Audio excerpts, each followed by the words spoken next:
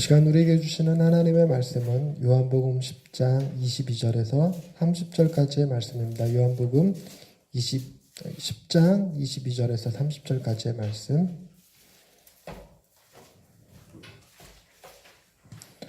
요한복음 10장 22절에서 30절입니다. 하나님의 말씀을 경청하십시오.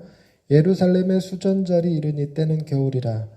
예수께서 성전 안 솔로몬 행각에서 거니시니 유대인들이 애워싸고 이르되 당신이 언제까지나 우리 마음을 의혹하게 하려 하나이까. 그리스도이면 밝히 말씀하소서 하니 예수께서 대답하시되 내가 너희에게 말하였을 때 믿지 아니하는도다. 내가 내 아버지의 이름으로 행하는 일들이 나를 증거하는 것이거늘 너희가 내 양이 아니므로 믿지 아니하는도다. 내 양은 내 음성을 들으며 나는 그들을 알며 그들은 나를 따르느니라. 내가 그들에게 영생을 주노니 영원히 멸망하지 아니할 것이요 또 그들을 내 손에서 빼앗을 자가 없느니라. 그들을 주신 내 아버지는 만물보다 크심에 아무도 아버지 손에서 빼앗을 수 없느니라. 나와 아버지는 하나이니라 하신대. 아멘. 이 말씀 통하여 우리에게 은혜 베푸시기를 원합니다. 아멘. 여러분, 오늘 읽은 본문 말씀 중에 그 계절이 등장합니다. 봄, 여름, 가을, 겨울 어디가 등장하죠? 겨울이 등장하죠. 때는 겨울이라 일어나는데, 제가 어릴 적에 예루살렘, 이스라엘은 팔레스타인 지역의 극지방이 적도 부근 땅인 줄 알았어요. 거기는 겨울이 없는 곳인 줄 알았어요. 근데 제가 이스라엘의 성지순례 갔다가 폭설을 만난 경험이 있습니다. 제가 폭설을 만났는데 그때 내린 폭설로 통곡의 벽이 무너졌어요. 그랬는데도 불구하고 성경 읽을 때 겨울이란 말이 등장하면 좀 어색합니다. 과연 이스라엘의 겨울이 우리나라의 겨울처럼 동장군이라고 불릴 만큼 사람들이 얼어 죽는 그런 땅일까? 그런 건 아닐 것 같은데 뭐 이런 생각이 드는 거죠. 근데 겨울이라는 것과 또 하나 어느 시점인지를 추정하게 해주는 절기가 하나 등장하죠. 무슨 절기가 등장합니까? 수전절이 등장합니다. 우리나라 사람들에게 절기를 물어보면 딱 세 가지 기억하시죠? 부활절, 추수감사절, 크리스마스 딱 이렇게 생각하는데 이스라엘에게서의 3대 절기는 6월절, 77절, 초막절 이런 거 정도가 있습니다. 그런데 그 외에 다양한 절기들이 있는데 여러분 에스더서 읽어보셨죠? 에스더서에 하만이라고 하는 나쁜 사람이 이스라엘 백성들을 죽여버리려고 계획을 짰다가 도리어 자기가 당한 일이 기록되어 있습니다. 그러니까 에스더가 했던 유명한 말, 죽음은 죽으리이다 라는 표현으로 유명한 말인데, 그때 그 하만의 손에서부터 이스라엘이 벗어나게 되었다 하는 날을 기념해서 지키는 절기가 불임절이라고 있습니다. 불임절. 근데 불임절은 정말 우리에게 생소한 거죠. 정말 구약의 에스더서를 설교하지 않는 이상 불임절은 말하기도 쉽지 않고 듣기도 어려울 겁니다. 그런데 또 하나가 수전절이라는 절기가 있는데 수전절은 도대체 뭘까? 여러분 그 이스라엘이 그 페르시아에게 종살이를 하다가 독립을 했습니다. 독립을 했는데 이번엔 누가 와서 이 이스라엘을 괴롭혔냐면 로마가 강대국이 되면서 로마의 지배하에 들어왔는데 이 잠깐의 독립 시기에 로마를 흉내내는 주변에 다양한 사람들이 있었어요. 로마를 흉내냈다기보다 당시에 굉장히 유명했던 왕은 알렉산드리아 왕, 알렉산더 대왕이라고 부르죠. 그 알렉산더 대왕을 흉내냈던 주변 국가들이 많이 있었어요. 그래서 나도 제2의 알렉산더다 뭐 이러면서 알렉산더가 막 저 인도까지 막 쳐들어가고 엄청나게 많은 땅덩어리를 만들어서 소위 헬라 문화라는 걸 만든 사람이었기 때문에 지금으로 얘기하면 영어권 세계를 만든 사람 같은 거죠. 그런데 그런 사람을 흉내냈던 또 하나의 사람이 에피파네스라고 하는 왕이 있었는데 에피파네스가 제일 만만하게 봤던 게 이집트로 내려가는 길목에 있었던 이스라엘이었어요. 이스라엘은 이집트를 대상으로 싸우려고 하는데 이스라엘은 그냥 가다가 얻어 걸린 돈주머니 같은 정도의 그 땅이었습니다. 그래서 그냥 지나가면서 이 예루살렘을 점령을 해버렸는데 점령을 한 사람들이 의뢰 나쁜 짓 많이 하잖아요. 나쁜 짓 많이 하는 것이 사람들 죽이는 건 기본이고 여성들 못쓸 짓 하는 것도 그렇고 애벤 여자 배 가르는 거, 애기를 바위에 내리치는 거 이런 거 정말 잔인한 짓 많이 하는데 이 기록상으로 남아있는 이스라엘 사람들이 가장 치욕스럽게 느끼는 사건이 뭐였냐면 그 에피파네스가 예루살렘 성전에 들어와 갖고 제우스 산당을 제우스 제우스 신상을 갖다가 거기다 세워버렸어요. 그리고 돼지 피를 뿌렸는데 그것이 이스라엘 사람들에게는 굉장히 모독감이었어요. 여러분 마치 뭐와 같은 거냐면 패드립 같은 느낌 아시죠? 부모님을 욕할 때 느끼는 감정 같은 것을 그 사람들은 하나님 앞에 모독한 것에 대한 감정으로 받아들였어요. 이 감정은 오늘 본문에도 나오기 때문에 굉장히 중요하게 여겨야 되고 성경 전반에 계속 흐르는 감정이에요. 이들은 하나님을 굉장히 중요하게 여겼던 사람들이어서 하나님을 욕하거나 원망하거나 하면 발끈발끈합니다. 여러분들은 어떻습니까? 하나님을 원망하는 사람들, 하나님을 비난하는 사람들, 그러니까 조롱하는 사람들, 하나님이 어딨어? 따라서 해봐. 고참은 하나님과 동기동창생이다. 동기동창생이다. 그 따라해야 됐잖아요. 그러니까 그런 것들이 되게 기분 나쁜 일이었죠. 그래서 거기에 이 굉장히 자극을 받았던 마카비라고 하는 지도자가 있었는데 그 지도자가 게릴라 전투를 벌여갖고 에피파네스를 쫓아내버렸어요. 그것도 대단한 일이에요. 그 어마어마한 일이었어요. 그때 당시에는 굉장한 일이었습니다. 그래서 에피파네스를 쫓아내고 예루살렘 성전을 수리를 했어요. 수리. 그래서 수리하다의 숫자와 성전 전자의 전을 써서 수전, 성전을 수리한 날이다. 그걸 기념한다라고 얘기해요. 근데 이걸 왜 중요하게 여겼냐면 그들이 그 성전을 회복하고 났는데 성전 안에는 항상 등잔, 불을 켜놔야 됐었는데 등잔을 켜놓으려고 보니까 1일치밖에, 하루치밖에 없어요. 근데 문제는 기름이 없는 거예요. 기름을 전쟁 중이라서 기름이 없다 보니까 기름을 구해야 되는데 구하기까지 8일 정도의 시간이 걸렸는데 너무 놀랍게도 8일 동안 성전 불이 꺼지지를 않은 거예요. 그래갖고 이 사람들은 이 수전절에 지금도 이스라엘 분들은 창가에다가 8개의 초, 여러분 가끔 영화를 보든가 포스터를 보든가 하면 왜 그 촛대가 이렇게 돼 있고 이렇게 그려져 있는 촛대 보신 적 있을까요? 그 초가 8개 초인데 8개 초를 켜놓는 그 일이 있습니다. 그걸 이제 수전절이라고 그래요. 그래서 그날을 기념을 합니다. 이 사람들은 수전절 기간을 한우카라고 해서 지키는데 이 사람들에게 있어서 수전절은 뭐와 관련되어 있냐면 독립과 관련되어 있어요. 그들의 독립. 그러니까 우리나라에 있어서 3.1절은 그 의미가 비슷하죠. 우리도 3.1절은 뭐에 대한 열망이 있는 거냐면 대한민국의 독립에 대한 열망이 있는 것이니까 수전절도 마치 그와 같았습니다. 그러니까 로마의 지배를 받으면서 이게 대략 한 150년 정도 지난 시기 같은데 그 로마의 지배를 받으면서 그들이 수전절을 지킬 때마다 늘 열망하는 게 있겠죠. 우리에게도 정말 위대한 지도자, 또 한 번의 마카비 같은 지도자, 또 한 번의 좀 더 욕심을 내자면 다윗 왕과 같은 지도자, 모세와 같은 지도자가 와서 우리도 다시 독립을 쟁취하고 하나님의 나라를 새롭게 이뤄나가는 그런 꿈을 꿨었을 것입니다. 그런데 그런 시기에 그 사람들이 누구를 만나냐면 예수님을 만나는데 예수님이 니네들이 기다리는 모세가 예언하고 다윗이 예표가 되어 주었던 그 메시아, 그 그리스도가 바로 자기다라는 이야기를 쭉 해왔단 말이에요. 그러면서 자기 자신이 그 사람임을 증명하는 다양한 일들을 행했습니다. 여러분 그 다양한 일들 중에 우리가 기억해야 될 게 3가지가 있는데 첫째는 맹인이 눈 뜨는 일, 못 듣는 자가 듣게 되는 일, 2가지는 굉장히 중요한 개념이에요. 왜 그러냐면 구약시대에 다양한 이적 기사들이 있습니다. 사람이 죽었다가 살아난 기사도 있고 병들었다가 고침받은 사건도 있고 뭐 홍해가 갈라지는 사건, 그리고 바위가 터져서 물이 나온 사건, 뭐 다양한 사건들이 있어요. 나병 환자가 병 고침받는 사건, 뭐 다양한 사건들이 있는데 나병 환자가 병 고침받는 사건이 있는데 뭐는 없냐면 눈먼 자가 눈 뜬 사건이 구약에 없어요. 귀 먹은 자가 귀가 안 들리는 사람, 청각장애인이 귀가 들리게 되는 일 구약에 등장하지 않습니다. 그러면서 이 2가지 사건은 오실 메시아가 자기를 드러내는 수단으로 유보된 기적이라고 표현을 해요. 그래서 예수님만이 그 일을 행하실 수 있어요. 그가 메시아임을 드러내는 수단으로서 그 일을 행했습니다. 그리고 예수님 이후 제자들도 다양한 기적들을 행했는데 그들의 기적 속에는 이게 없어요. 눈먼 자 치유랑 귀머거리 치유가 없습니다. 귀머거리라는 표현 쓰면 안 되는데 청각장애인 치유가 없습니다.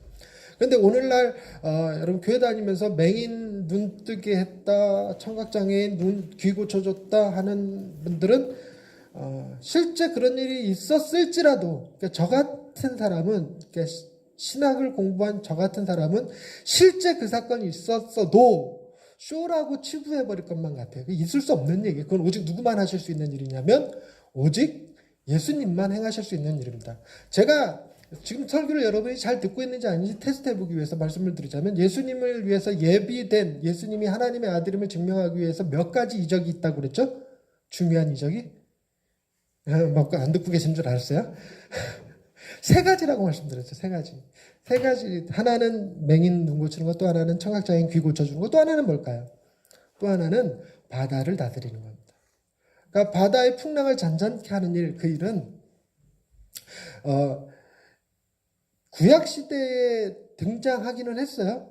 그러나 그것이 사람의 능력으로 나타난 게 아니라 하나님의 능력으로 나타났습니다. 그리고 그것밖에 여타 다른 설화나 뭐 신화 같은 이야기 속에서도 여러분 사람으로서 바다를 잔잔케 하는 일, 바다를 통제하는 일은 전혀 발생하지 않아요. 그건 오로지 누구만이 할 수 있는 일이라고 봤냐면 신만이 할 수 있는 일이라고 여기서 신만이. 근데 예수님이 바로 이 세 가지 일을 다 하셨죠. 그런데 여러분 여기 모여있는 수전절에 모여있는 사람들이 예수님한테 당신이 그리스도이면 밝히 말씀하십시오라고 말씀하실 때 예수님께서 이렇게 25절에 이런 말씀을 합니다. 25절 말씀 다 같이 읽어볼까요? 예수께서 대답하시되 내가 너희에게 말하였을 때 믿지 아니하는도다. 내가 내 아버지의 이름으로 행하는 일들이 나를 증거하는 것이거늘. 예수님께서 정말 많이 말씀하셨어요. 여러분 말이라고 하는 것은요. 그 사람의 행동, 성품, 그 사람에 대한 평가와 덧물려서 말의 권위가 생겨나는 거죠. 제가 여기서 설교를 하는데 여러분 제 설교에 경청하고 계시죠? 경청하신다는 것은 제가 하나님의 말씀을 전하기 때문에 경청한다기보다 그에 적합한 이야기, 저분이 하시는 얘기는 옳을 거다라고 하는 기대 심리 같은 게 있습니다. 여러분, 그래서 제가 목사인데도 불구하고 제 얘기에 귀를 잘 못 기울이는 사람이 두 종류가 있죠. 첫째는 부인이고 둘째는 친구고, 지난주에 부인도 있었고 친구도 있었고 두 사람이 은혜 받기 제일 힘든 케이스예요. 내가 너의 과거를 알고 내가 너의 어릴 적을 아는데 네가 무슨 하나님의 말씀을 요럴 수 있단 말이죠. 그래서 저는 그들한테 설교하는 게 힘들어요. 가족들한테 설교하는 게 정말 힘들어요. 예전에 개척하고 교인들 여러분들 안 계실 때 누구하고 예배를 드렸겠어요? 제가 제 아내랑 예배를 드렸죠. 제 아내랑 예배를 드리면 제가 설교하고 있다는 느낌이 아니라 벽에다 대고 얘기하고 있다는 느낌을 들 때가 있어요. 차라리 벽이면 낫겠어. 반응이라도 안 하니까. 뭐 반응이 이러고 나오든가 아니면 이제 지적을 하든가 뭐 이렇게 나오니까 이제 참 힘들어요. 그러니까 예수님께서는 정말 놀라운 성품을 지니셨어요. 그분은 자비하시면서 겁에 질린 겁쟁이가 아니었어요. 그분은 어느 순간 담대하면서도 포악하지 않으셨습니다. 그분은 아픈 자와 함께 공감할 줄 아셨고 가난하고 소외되고 병든 자들을 돌보실 줄 알았으며 여성들을 차별하지 않으셨어요. 그러니까 그분의 성품은 그분의 하는 말을 의심하지 못하도록 만들었어요. 근데 워낙 예수님이 하시는 말씀들이 좀처럼 받아들이기 힘든 말인데 오늘 맨 마지막에 나는 하나님과 내 아버지와 나는 하나다라는 말을 하셔요. 그랬더니 우리가 읽지는 않았지만 그 다음 구절 한번 보시겠습니까? 31절 유대인들이 다시 돌을 들어 치려했다 이런 느낌이에요. 그러니까 에피파네스가 성전 안에다 제우스 신상 세우고 돼지피 뿌리고 하는 그것에 대해서 발끈했던 그 성품 그대로 나타납니다. 왜냐하면 그들은 어떤 신을 믿었냐면 유일신을 믿었어요. 유일신. 신은 오직 하나님 한 분이어야 돼요. 한 분. 그런데 예수님이 내가 곧 하나님이다 그러면 그들의 눈에 예수님은 유일신 사상을 깬 게 아니에요. 한 분의 신을 얘기하고 있는 건데 그들의 얘기는 지금 귀에는 어떻게 들리냐면 그분도 하나님이고 나도 하나님이고 그러면 신이 둘 되는 거죠. 둘.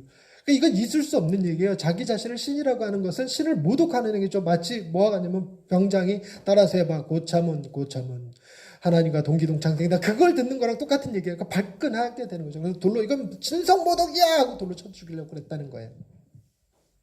예수님께서 이런 식의 발언들, 내가 하늘에서부터 왔고 내가 살아있는 떡이고 내가 너희를 구원할 것이고 뭐 이런 얘기들을 했단 말이에요.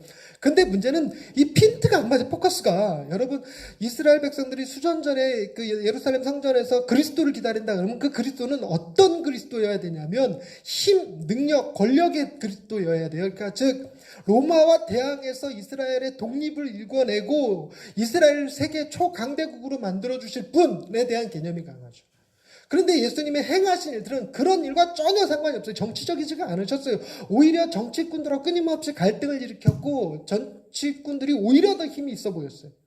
그러니까 이 사람들은 계속 헷갈리는 거예요. 근데 이런 느낌이 여러분 이스라엘 사람들뿐만 아니라 우리들에게도 동일해요. 여러분 우리가 예수 그리스도는 나를 구원하실 구세주임을 믿으십니까? 아멘. 정말 믿죠. 그분이 나를 구원하실 거예요. 나를 위해서 십자가에 달려 돌아가신 것을 믿지만 그러나 우리가 기대하는 예수님은 나를 위해 십자가에 달려 죽으신 분이 아니라는 거예요. 우리가 기대하는 예수님은 내가 주님 앞에 열심히 섬기고 기도했으니 내 기도에 응답하여 주셔서 자녀가 병이 낫고 남편이 사업이 잘 되고 내 얼굴에 기미가 사라지고 내 다리가 멀쩡해지고 내 갑상선이 치료가 되어지고 하는 것들. 그러니까 이런 것들로 우리의 구세주를 판단하려고 들어요. 그러니까 무슨 생각을 많이 하냐면 그분이 우리를 위해서 행하신 놀라운 일들이 성경에 기록되어 있는데도 불구하고 그것으로 만족하지 아니하고 우리는 늘 언제나 예수님의 성품을 바라보기보다 예수님께서 행하셨던 능력을 바라보고 그 능력이 어제와 오늘이 동일하도록 오늘 우리에게도 역사하여 주옵소서라는 생각을 갖는단 말이에요. 우리의 눈 멀었다면 뜨게 해주시고 다리 다쳤다면 고쳐주게 하시고 정말로 우리가 먹을 것이 없으면 하늘에서 만나가 떨어지든 오병이의 기적이 일어나든 하게 해주시고 풍랑을 만났으면 풍랑이 정말 예수 이름으로 잠잠게 되어지는 그런 일들이 있었으면 좋겠다라고 자꾸만 생각하는 거예요. 근데 그런 일들이 벌어지지 않으니까 우리도 자꾸만 의심해서 주여 당신이 구세주이시면 당신이 나의 구주이시면 내게도 동일한 능력과 기적이 일어나게 해 주옵소서라는 말을 자꾸 하게 돼요. 핀트가 잘 안 맞는 거죠. 여러분 이 세상에 영원한 건 아무것도 없습니다. 아시죠? 영원한 건 아무것도 없어요. 여러분 태양은 영원할 것 같습니까? 아니요. 태양도 영원하지가 않습니다. 놀랍도록 영원하게 타고 있지만 앞으로 영원토록 탈 것만 같지만 저게 과학자들이 얘기하는 150억 년 동안 타고 있어도 아직도 동일하게 타고 있는 거 보면 도대체 꺼질 기미가 없어 보이기는 하지만 그럼에도 불구하고 저 태양도 반드시 꺼지는 날이 있을 거라고 생각을 해요. 여러분 우리가 연애할 때 여러분 이런 표현 썼습니까? 내가 너를 사랑할 거야. 언제까지 사랑할 거냐면 파도가 치다 지쳐서 잠시 쉴 때까지 너를 사랑할 거야. 여러분 파도가 치다 멈추는 날이 있을까요? 없을 거라고 생각해요. 그건 영원할 거라 생각하니까 난 너 영원히 사랑할 거야 이러고 태양이 타다가 다 타서 꺼져버릴 때까지 내가 너를 사랑할 거야 라고 얘기하지만 여러분 우리는 너무나 쉽게 파도가 치다가 멈춰서 그만둘 때까지 사랑하는 것이 아니라 물잔이 한번 흔들렸다가 잔잔해질 때까지 사랑해지는 거죠. 촛불 다 켜놓고 촛불이 다 타들어갈 때까지만 사랑하는 거지. 여러분 영원한 건 없어요. 여러분 정말 우리 삶에 영원했으면 좋겠다고 생각하는 게 돈 아니면 생명이잖아요. 근데 너무나 쉽게 우리는 사람들이 무수히 죽어나가는 걸 정말 많이 보게 됩니다. 내 주변에서도 그렇고 장례식도 그렇고 정말 많은 사람들이 죽어나가는 걸 보면서 생명은 결코 영원하지가 않겠구나. 생명은 짧구나라는 생각을 자꾸 가집니다. 그러나 우리 마음속은 전혀 그렇지 않아요. 우리 마음속은 여전히 우리의 생명은 영원할 것만 같아요. 여러분 옆에 지금 앉아있는 남편 혹은 아내를 보시면서 그런 생각을 해요. 이 남편 혹은 이 아내랑 영원히 살 수 있는 게 아니에요. 길어봐야 우리가 지금부터 한 60년 더 살까 70년 더 살까 정말 기술이 발달해갖고 재수 없으면 200살까지 산다는데 그래봐야 130년 더 사는 거죠. 150년 더 사는 거고 정말 짧은 시간 살 거예요. 짧은 시간. 그러니까 지금 같이 지내는 이 시간이 굉장히 소중하다라는 걸 느끼면 남편의 단점, 아내의 단점, 문제점 이런 거 갖고 시비 걸고 싸우고 문제 일으킬 거 하나도 없다고요. 우리가 조금 남편하고 연애할 당시에는 거리감을 두고 만나잖아요. 거리감을 두고 만나니까 이 사람과 나의 공통점이 보여요. 뭘 좋아하고 뭘 싫어하고 공통점이 보이는 공통점이 여러분 한 5개만 되면 사람이 그냥 결혼해요. 왜냐하면 외국에 딱 나갔는데 만났는데 어머 한국 사람 어머 고향이 경기도 어머 이 사람도 비빔밥 좋아해 비빔밥 이런 거 있잖아요. 알고 봤더니 교회 다니시네 이러면 한 요 정도면 4개 5개 맞잖아요. 그러면 정말 흠뻑 빠져갖고 둘이 사랑해줍니다. 그런데 막상 결혼해보면 같은 건 5개인데 틀린 건 5만 가지 아시죠? 양말을 벗어서 던져놓는 스타일에서부터 숟가락을 놓는 젓가락이 이쪽이냐 저쪽이냐 국은 뭐 짜냐 싱겁냐 에서부터 정말 달라요. 밤에 잘 때 TV를 켜놓고 자느냐 끄고 자느냐 불은 켜져 있어야 되냐 꺼져 있어야 되냐 뭐 이불은 이렇게 까는 게 맞냐 저렇게 까는 게 맞냐. 여러분 이불이요 이렇게 저희 집 보통 이불 보면 한쪽은 하얗고 한쪽은 이렇게 그 그림 들어가 있고 이런잖아요. 묘가 그 바느질 돼 있고 한쪽은. 근데 저는 이 바느질 돼 있는 쪽이 이 등이 베겨요. 그래서 전 깔 때 항상 흰면 아무것도 없는 쪽이 위로 올라오게 깔아요. 근데 우리 아내는 고개 밑으로 가야지 왜 위로 오냐는 거예요. 근데 그것만 까는 게 아니라 그 위에 요를 또 깔아. 그러니 그게 위로 오든 밑으로 오든 뭔 상관이야. 그죠? 뭔 상관인지만 그걸 상관없어. 어차피 각자의 취향대로 성격대로 사는 거니까 이게 이제 피차 지금 용납해서 내가 깔 때는 이렇게 깔고 아내 깔 때는 이렇게 까는데 그 위에 요를 까는데 근데 구야 기왕에 깔 걸 왜 등 베기게 까냐. 나는 그러는 거고. 그래서 내가 열심히 깔려고 노력을 해요. 내가 못 깔 땐 베기게 자는 거고. 이런 다양하게 다른 점들이 나와요. 다양하게. 저 같은 경우는 부모님이 앞을 보지 못하셨기 때문에 물건을 항상 제자리라는 말의 의미를 사람들이 못 알아들어요.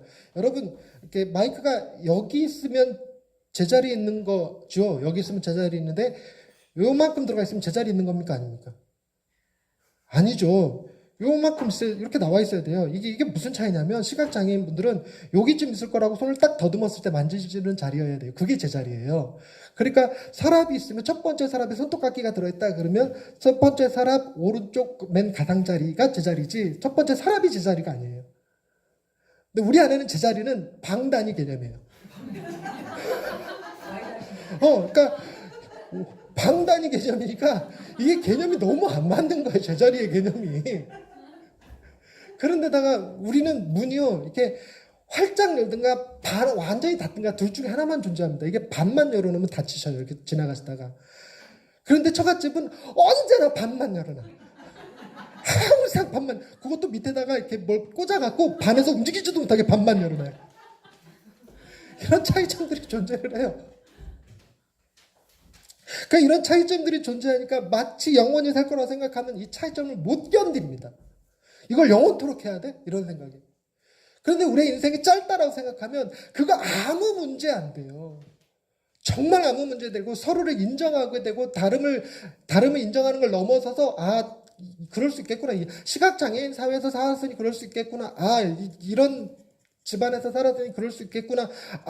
여자라서 그럴 수 있겠구나. 남자라서 그럴 수 있겠구나. 라고 하는 것들. 정말 기준이 없으면요. 여러분, 시겁하다가 사투리게요? 표준어게요? 표준어예요. 우리 아내는 시겁하다가 비속어라고 생각했어요. 시겁하다 표현 썼다가 비속어 썼다고 야단 맞았어요. 매너라고 하는 것도요. 여러분 밥 먹을 때 윗사람이 오면 인사하는 게 예일까요? 안 하는 게 예일까요? 매너는 안 하는 거예요. 식사할 때는 개도 안 건드려야 된다고 하잖아요. 소변 볼 때랑 식사할 때는 인사하지 않는 겁니다. 근데 우리나라는 그런 게 없어요. 윗사람이 나오면 자다가도 일어나서 인사해야 되는 거잖아요. 그러니까 뭐하러 매너는 또 정해놨는데 그게 공유가 안 돼갖고 엘리베이터 탈 때 아랫사람이 먼저 탈까요? 나중에 탈까요? 먼저 타야 돼요. 근데 먼저 탔다고 이 싸가지 없는 놈이라고 하는 그런 분들도 계시잖아요. 이런 차이점들이. 그런데 그런 걸 갖고 어떤 사람은 배워서 알고 어떤 사람은 못 배웠기 때문에 자기 문화 속에서는 이게 맞는 거고 저게 맞는 거고 그렇죠. 여러분 애들 중에 욕 많이 하는 아이들이 있습니다. 오늘 어린이 주일이긴 한데 욕 많이 하는 아이들은 욕을 많이 하는 이유가 많이 들었기 때문이에요. 그 집안에서 걸핏하면 부모님이 욕해대고 그런 얘기를 들었으니까 욕을 많이 하는 거고 우리 집에는 욕 들을 일이 별로 없었으니까 욕을 안 하는 거지. 그런 환경을 인정하지 않는 채 욕한다고 무조건 나쁜 아이로 낙인을 확 찍어버리는 것 옳지 않은 거죠. 그렇죠. 그러니까 이런 개념들이 가까이 살면 다 이렇게 차이점들이 부딪혀요. 그러니까 인생이 짧다고 자꾸 생각하는 게 아니라 길다고 영원하다고 우리가 생각해요. 여러분 그러나 다시 한번 말씀드리지만 영원한 건 없습니다. 우리가 정말 생명보다도 더 영원했으면 좋겠다 싶은 게 뭐죠? 돈. 근데 여러분도 알다시피 돈은 영원한 겁니까? 찰나입니까?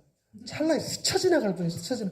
내 통장은 정류장일 뿐이지 이게 종점이 아닌 거예요. 그냥 스쳐 지나갈 뿐이에요. 스쳐 지나갈 뿐. 돈 보냈다는데 없어 통장에.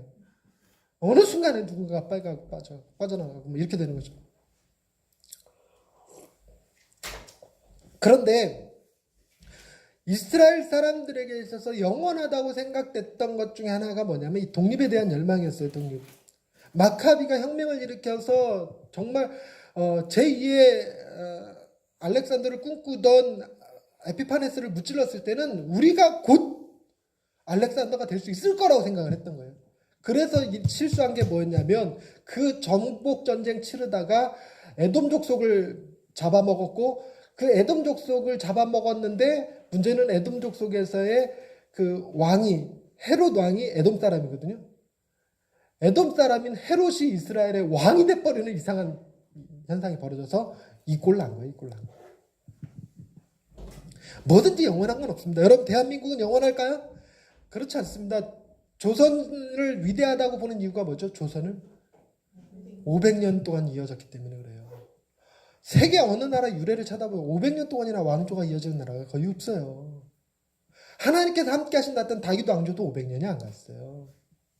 그러니까 그렇게 위대한 조선 왕조를 세웠지만 그거 역시도 항상 끝이 존재하는 거예요. 여러분 예한교회 영원할 것 같으십니까? 영원했으면 좋겠다 하시는 분 아멘. 뭐야 이게 지금. 예한교회는 누구와 함께 없어지냐면 저와 함께 없어질 거예요. 제가 선교사로 나간다? 예한교회 없어집니다. 이거 누가 감당할 건데. 제가 은퇴한다? 없어지는 거예요. 제가 큰 교회에서 청빙 오면 갈 것 같습니까? 안 갈 것 같습니까? 가요. 훅 가지. 훅 가. 근데 미치고 팔짝 뛰어서 절대 안 불러. 저희 노예 얘는 또 왜 이렇게 돼 있어? 안무계 권사님께서 아닌데 어저께 행사 치르고 그렇게 됐나 보다. 저희 교회에서 이제 어느 교회에 이제 담임이 공석이 되면 젊은 목사님들한테 그 교회로 가지 않겠냐, 지금 하던 교회 접고 그 교회로 가지 않겠냐 이렇게 연락이 와서 그렇게들 옮겨가세요. 옮겨가시는데 제가 노예에 13년 있었는데 단 한 번도 저한테 그런 얘기를 하시는 분들이 없어요. 그 얘기인즉슨 쟤는 피곤한 애다 뭐 이렇게 느끼는 건지, 쟤는 가봐야 소용없는 애다 느끼는 건지, 둘째 또 다른 하나는 쟤는 예한교회 너무 잘하고 있어서 갈 필요가 없다고 느끼는 건지 어찌됐건. 그래서 예한교회도 영원하지 않습니다. 근데 정말 영원하지 않을 거라 생각할 때 힘든 게 중에 하나가 뭐냐면, 여러분 부부의 사랑은 영원할 거라 생각합니까? 영원하지 않을 거라 생각합니까? 부부의 사랑 영원하지 않을 거라고 생각하죠. 그러니까 중간에 싸우더라도 놀랍지도 않고 이혼하게 되더라도 자연스럽잖아요. 이게 물 흐르듯이 사는 거지. 이게 이혼하면 하는 거지. 그런데 문제는 영원했으면 좋겠는데 영원하지 못한 게 부모와 자식 간의 사랑이라는 거예요. 정말 우리 애들 태어났을 때만 해도 이 애들을 위해서 내가 목숨을 바칠 것 같아도 이 아이들과의 관계가, 사랑이 정말 영원했으면 좋겠다고 생각하는데 언제가 끝입니까? 빠르면 사춘기, 늦으면 연애할 때. 끝나요, 끝나. 연애할 때도 너무 이뻐, 결혼해서도 너무 이뻐, 집에 와서 맨날 허구한 날 기둥뿌리 뽑아가봐. 이쁜가? 호적에서 뭐 안 파버려서 한이도 이걸 먹고 이걸 낳고 내가 미역국을 먹었다니 뭐 이러고 있으니까. 영원한 건 없어요. 그런데 놀라운 것은 오늘 본문의 말씀에 영원한 것에 대한 이야기를 해서 28절 말씀입니다. 28절 말씀 한 목소리 읽어보겠습니다. 시작. 내가 그들에게 영생을 주노니 영원히 멸망하지 아니할 것이요 또 그들을 내 손에서 빼앗을 자가 없느니라. 영원히 멸망하지 않을 것이요, 이 말에 상처가 될까요 안 될까요? 지금 있는 이스라엘 사람들이. 자기네들 지금 마카비 혁명 이후로 성전 무너지고 성전 수전자를 지키고 있는데 결국 자기네들도 뭐한 거예요? 멸망한 거잖아요. 이스라엘이 지금 로마에 의해서 멸망당했고 이방 사람이는 헤롯의 지배를 받고 있고 뭐 이런 거잖아요. 그러니까 이 말은 금지어가 됐어야 돼. 금지어.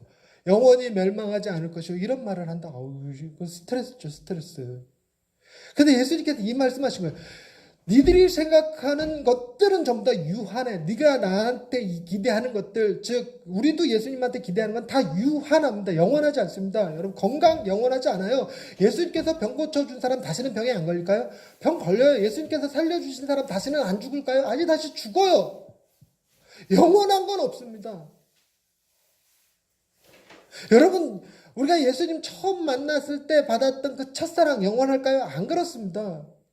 여러분 저에게 오셨을 때 받았던 그 설교 시간에 그 기쁨들 있잖아요. 그 몇몇 집사님들은 도대체 목사님 설교 들으면서 주무시는 분들이 이해가 안 돼요. 저런 설교 들으면서 어떻게 주무시죠? 3년 지나면 자기네들도 졸면서. 그렇게 된다고요. 이게 영원하지가 않아요. 기쁨도 영원하지가 않고 감사도 감격도 영원하지가 않아요. 여러분 제가 노트 8 쓰고 있습니다. 노트 8 이거 그 제가 핸드폰 기종 중에서 그 신상으로다가 욕심내서 질렀던 첫 번째 내 전자기기 노트 8. 노트 8에 대한 애착이 굉장히 강해요. 제법 저거 제 그 만족도를 갉아먹지 않고 있어요. 아 제법 괜찮은 것 같아요. 제 5G가 등장을 하면 제가 저걸 조금 아쉬워하지 않을까 싶었는데 5G가 지금 계속 문제를 일으키고 있어 주니까 또 계속 만족스러워져. 그런데 영원히 만족스러울까요? 안 그래요. 노트 10까지는 제가 만족할지라도 노트 20까지 가면 저거 만족할까요? 이런 고물을 내가 쓰고 있어야 된다니.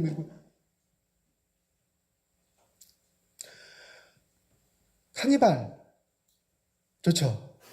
그렇죠. 한 2, 3년 뒤에 이제 자율주행차 나와갖고 손도 안 대고 움직이는데 그대는 다른 사람들 이렇게 옆에 봤더니 이러고 운전하고 있어요. 운전도 안 하고 이러고 있어요. 그냥 음악 들으면서 책 보고 있고. 근데 나는 쇠가 빠지게 이러고 있어요. 만족할까 내 차를? 이제 그렇게 안 되는 거죠. 그런데 영원한 것을 주님께서 주신대요. 그게 뭐냐면 영생이라는 겁니다. 영생. 그럼 말장난하는 거 아니냐? 영생이란 말 속에 뭐가 들어가 있다? 영원하다는 말이 들어가 있다. 이렇게 생각하는 사람들이 정말 많아요. 여러분 영생은 그러니까 영원한 삶을 의미하는 것이 맞기는 합니다. 그러나 정확한 개념은 아니에요. 그러니까 불로장생이랑 영생이 같은 게 아닙니다. 근데 영생이 무엇입니까? 우리 교회 교인들은 대답할 수 있지 않을까? 여러분 영생이 뭐예요?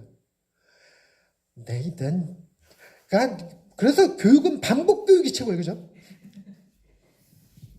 예수 그리스도를 누구로 하십니까? 예수를 누구로 하십니까? 그건 영생. 이 질문이 지나가고 난 다음에 딴 질문하니까 전 질문에 된다요. 영생이란 유일하신 참 하나님과 그가 보내신 자 예수 그리스도를 아는 게 영생입니다. 아는 게 영생.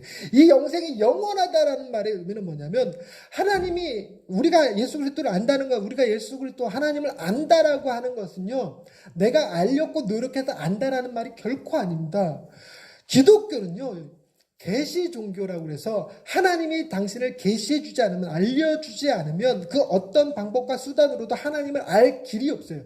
성경을 100독을 해도 하나님을 모르는 사람은 모르고요. 성경 단 한 구절만 읽었는데도 불구하고 하나님을 느끼는 사람은 또 하나님을 느껴요. 그러니까 무슨 얘기냐면 하나님이 당신을 열어서 보여주시는 계시, 열어서 보여주시는 일이 없으시면 우리가 그분을 알 길이 없어요. 근데 그게 영원하다라는 말의 의미는 하나님이 한번 우리에게 당신을 보여주시면 우리에게 영원토록 함께 하시겠다는 말의 의미예요. 그러니까 영생을 영원토록 지켜주고 영원토록 멸망하지 않겠다 그러면 하나님이 내가 너 찜해서 결코 중간에 버리거나 포기하지 않으실 것에 대한 이야기예요. 여러분 이게 얼마나 여러분 남편 보세요. 남편이 자기를 사랑해 주는데 영원토록 사랑해 줄 거라고 생각하죠. 영원토록 사랑해 줬으면 좋겠죠. 근데 어느 순간에 제발 사랑 좀 그만해 줬으면 좋겠죠. 얼른 빨리 가서 바람이나 폈으면 좋겠죠. 뭐 이런 꼬투리 한 번만 잡았으면 좋겠죠. 뭐 이런 거잖아요. 어떤 권사님이 그런 얘기 하시더라고요. 남편 장로님이 굉장히 좋으신 분이었어요. 굉장히 좋으신 분이에요. 그 권사님 표현에 의하면 흠잡을 데 없이 정말 좋은 분이셨대요. 그런데 아주 잠깐 남편이 잠을 자고 있는데 정말 아주 잠깐 그분의 고백이요. 이 인간은 죽지도 않아 그랬대요. 그걸 깜짝 놀랐대요 자기가. 여러분 남편이 변하지 않으면 아내가 실증나게 돼 있어요. 실증나게 돼 있어요. 정말 터프한 남자 좋아했더니 죽을 때까지 터프해. 얼마나 짜증스러워요. 부드러운 남자 좋아했더니 죽을 때까지만 부드럽기만 해. 어쩔 때는 터프해졌으면 좋겠고 어떨 때는 부드러웠으면 좋겠고 뭐 이러잖아요. 그래놓고 본인은 맨날 똑같아. 본인이 어쩔 때는 기생여자처럼 어쩔 때는 현모양처처럼 이렇게 좀 왔다 갔다 해줬으면 좋겠는데 그런 것도 아니면서 말이지. 뭔 얘기하려고 이렇게 한 거야. 어찌됐건. 근데 하나님께서 우리를 사랑하시는 그 일에는요, 영원토록 변함이 없다는 거예요. 영원토록 변함이 없이 우리를 영원히 사랑하여 주시겠다는 말이 영생을 영원토록 멸망하지 않게 하겠다라는 의미예요. 이건 정말 귀한 거죠. 우리가 잡아야 될 것, 평생에 거쳐서 우리가 놓치지 말아야 될 것이 있다면,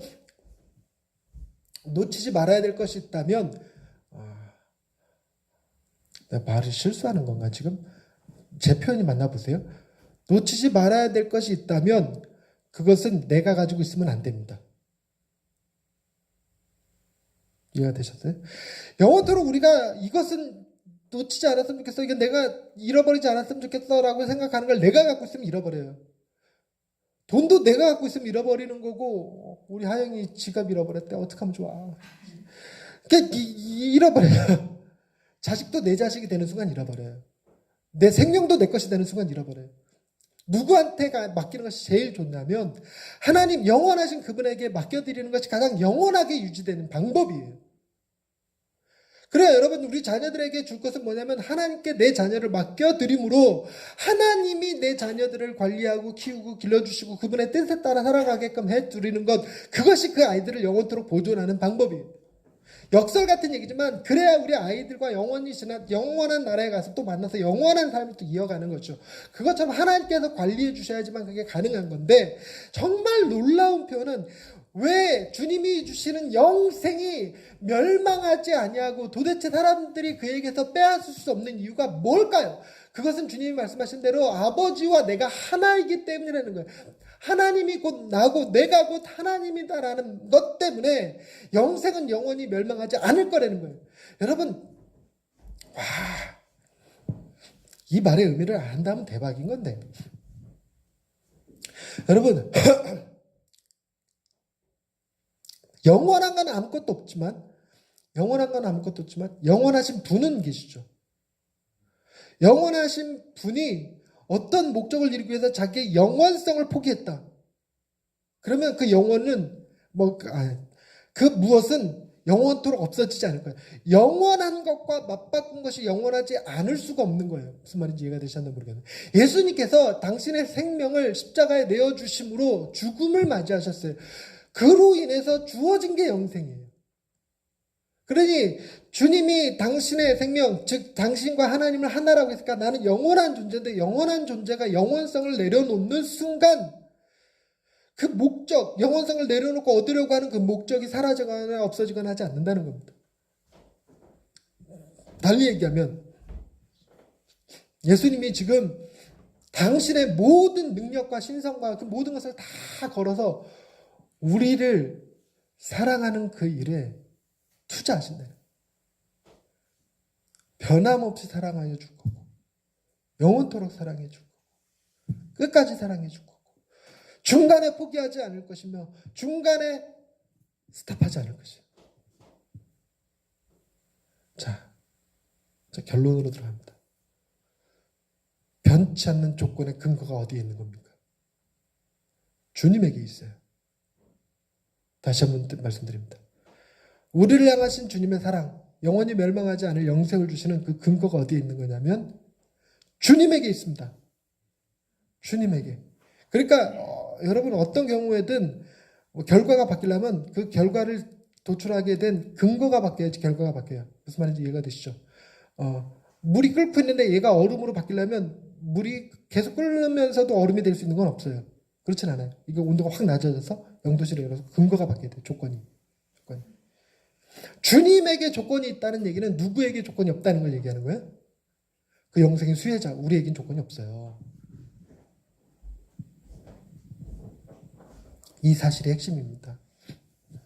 여러분, 우리의 조건에 따라서 영생이 주어졌다가 뺏겼다가 하는 게 아닙니다. 우리의 조건에 따라서 하나님이 우리를 사랑하셨다 안 사랑하셨다 그러는 게 아니에요. 하나님이 우리를 당신의 것으로 삼으신 이상, 당신이 변하지 않은 이상, 그럼 또 우리는 이렇게 얘기합니다. 우리가 그분의 마음이 변하도록 할 수는 있잖아요. 애새끼도 나한테 뻔ጭ거리하면 내 마음이 바뀌는데 나도 하나님 앞에 뻔ጭ거리하면 하나님 마음 변하지 않으실까?